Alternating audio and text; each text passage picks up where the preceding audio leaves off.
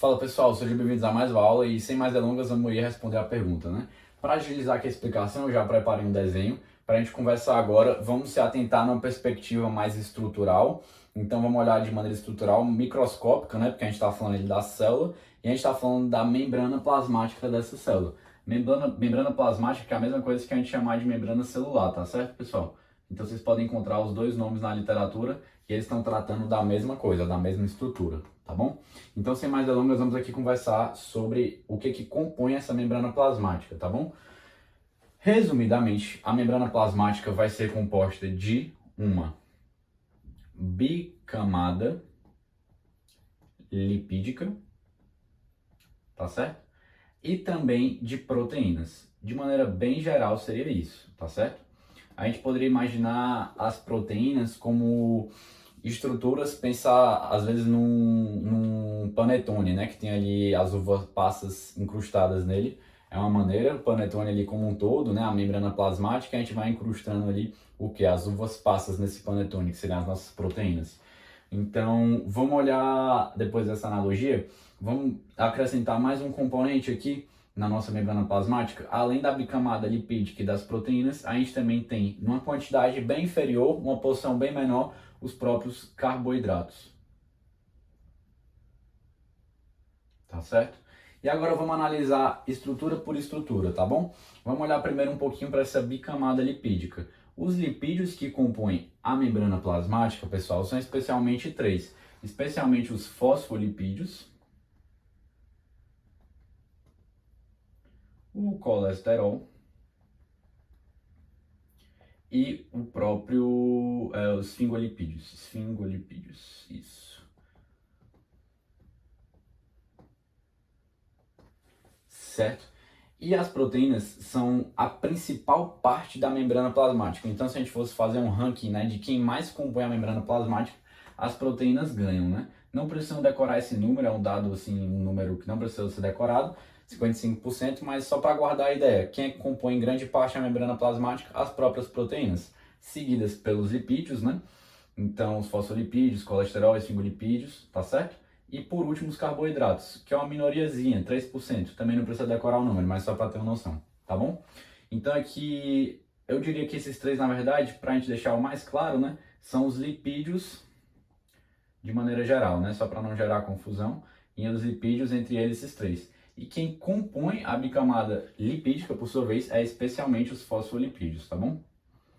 Acredito que deixando aqui, assim, fica mais claro. Então agora vamos avaliar essa bicamada lipídica, para a gente conseguir entender melhor. Então eu vou pegar aqui um pedacinho dessa bicamada lipídica, tá certo? Essa bicamada lipídica é uma estrutura que é como se fosse uma muralha mesmo, tá bom? Uma muralha, uma parede. E essa bicamada lipídica é fina, né? Ela é bem fina, ela é elástica, tá bom?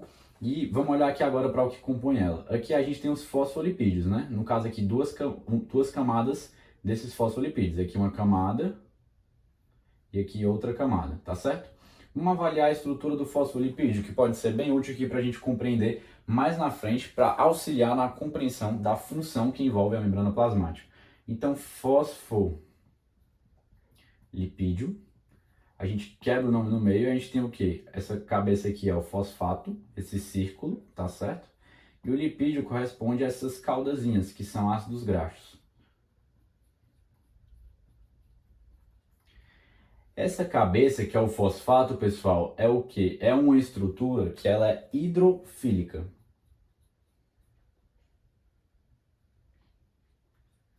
Tá certo? Fílica, filial, né? Remete a uma conexão, tá bom? Então, fílica, hidrofílica é que tem uma conexão com a água, se dá bem com a água, vamos descrever assim, tá? E essas perninhas, que são os ácidos graxos, é a estrutura que ela é hidrofóbica.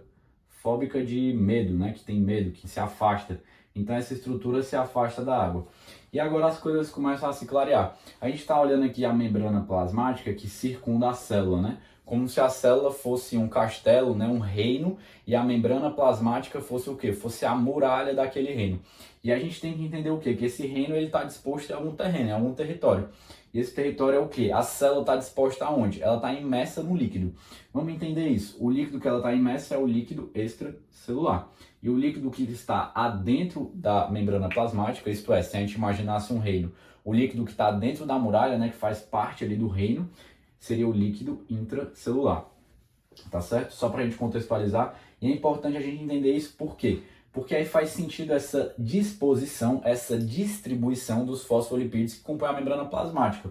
Porque faz todo sentido. Se aqui eu tenho líquido, né? Se eu tenho água, vamos pensar aqui. Lógico que não é só água, tem vários outros componentes que compõem o líquido e o leque, né? O líquido intracelular e o líquido extracelular. Mas vamos pensar o seguinte, especialmente a água. Não faz todo sentido que o fosfato fique apontado aqui, para essa região? Então, ó, o fosfato aqui apontando para a água, o fosfato aqui apontando para a água. Enquanto que a porção hidrofóbica, que são os ácidos graxos, vão querer fugir da água. Então vão ficar aqui para dentro, ó, conectados entre si. Aqui uma, aqui outra. Tudo bem? Então, beleza. Então, comentei aqui sobre os fosfolipídios com vocês, tá certo? Que vão compor essa bicamada lipídica. E aqui a gente já consegue adentrar em outras coisas. Eu vou adiantar um pouquinho das coisas da função, mas chegando lá eu vou comentar com mais calma. Mas se a função justamente da muralha, se a gente pensa no reino, é determinar o que vai entrar e o que vai sair, que vai fazer essa seletividade, tá certo? Então faz muito sentido a gente pensar o seguinte, vamos já pensar no seguinte, que se eu tenho uma substância hidrossolúvel, essa substância, por sua vez, vai ter dificuldade de passar aqui pela bicamada lipídica, porque ela não vai conseguir atravessar justamente essa porção aqui dos ácidos graxos, tá certo? Mas se eu tenho uma substância lipossolúvel e eu tenho uma bicamada que é lipídica, tá certo? Faz todo sentido que essa substância lipossolúvel consiga atravessar a bicamada lipídica, lipossolúvel, ou seja, tem uma afinidade entre essas duas coisas, faz todo sentido e consiga atravessar com extrema facilidade.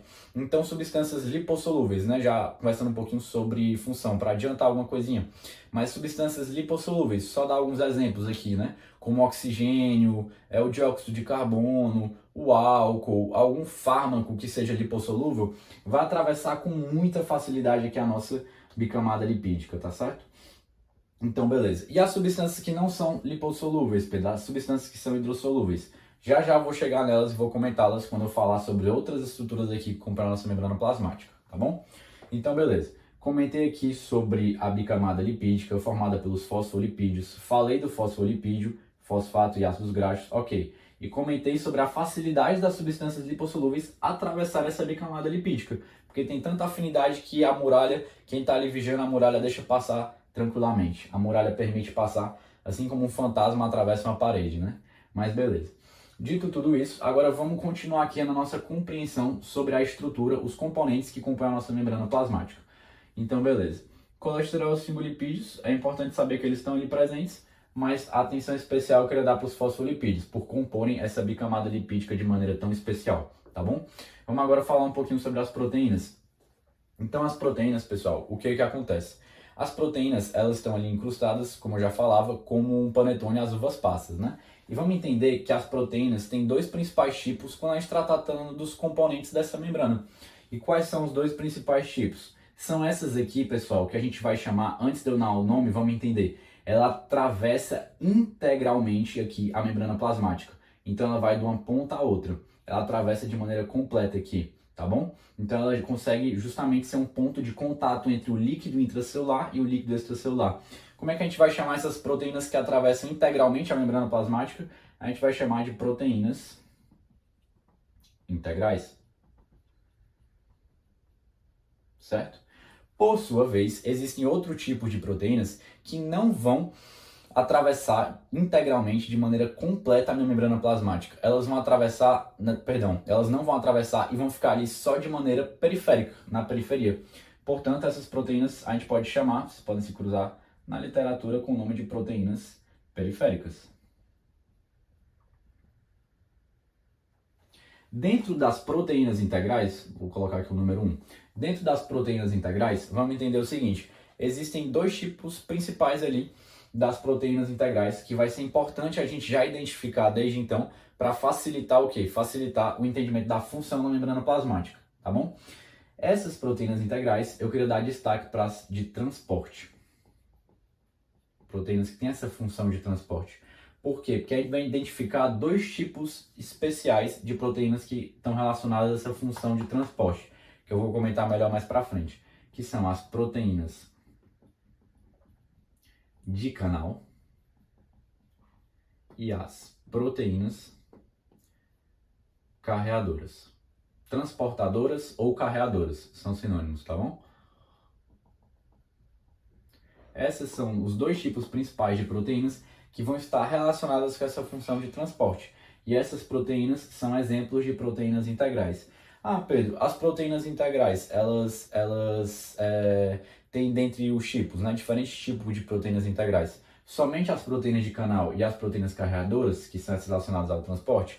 Não, também vai existir o quê? Proteínas, pessoal, integrais, que entre delas, né, vai ter um tipo que também vai ser relacionado, por exemplo, a ser receptores, tá bom?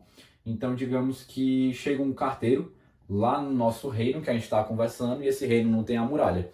O carteiro ele não necessariamente precisa entrar no reino para que a sua mensagem chegue lá dentro do pessoal que está dentro do reino.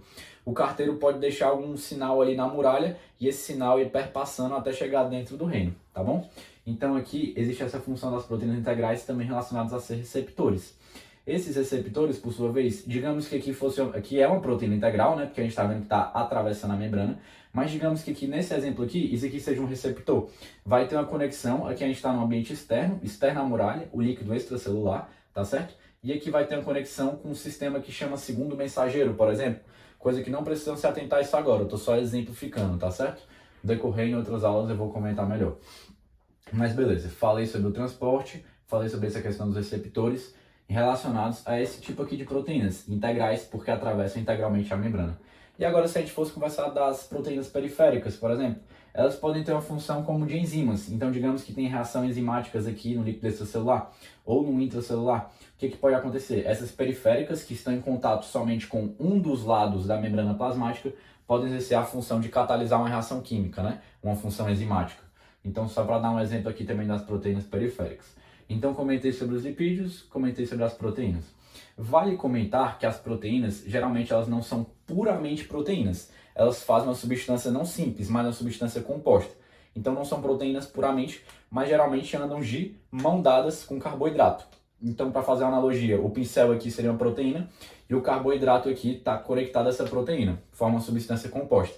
Eu vou chamar isso de glicoproteína, tá certo? Então, essas proteínas, geralmente, elas também estão de mão dadas aqui com os carboidratos. Por sua vez, a gente também pode falar a mesma coisa dos carboidratos. Geralmente, os carboidratos, eles não estão aqui soltos, como eu desenhei aqui, né? Aqui era para ser um carboidrato, por exemplo.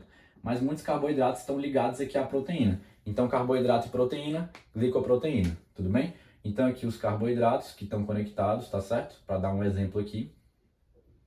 E alguns desses carboidratos vão formar o que se chama o quê? Quando a gente olha aqui para o líquido extracelular, por exemplo, que é onde principalmente os carboidratos estarão dispostos, esses carboidratos podem formar o quê? Esses carboidratos podem formar em conjunto uma estrutura chamada de glicocálix, tá certo? Que tem algumas funções, certo? Especialmente função de, por exemplo, tem uma membrana plasmática de uma célula e a membrana plasmática de outra. Os glicocálixes se conectam para juntar as duas células, para juntar essas duas membranas plasmáticas. Também o glicocálix pode ter uma função relacionada com o sistema imunológico. A ideia não é aprofundar aqui, mas do reconhecimento imune em relação às células, só para comentar algumas coisas sobre o glicocálix também, tá certo? E repito, os carboidratos muitas vezes de mão dadas com as proteínas, formando a glicoproteína, mas também pegar aqui um outro pincel de outra cor, por exemplo, eu posso ter aqui o meu carboidrato e ele se ligar a um lipídio, por exemplo, glicolipídio, tudo bem? Então, só para comentar isso também, que os carboidratos estão de mão dadas geralmente ou com a proteína ou com lipídio. Então, agora a gente já perpassou aqui os principais componentes da membrana plasmática.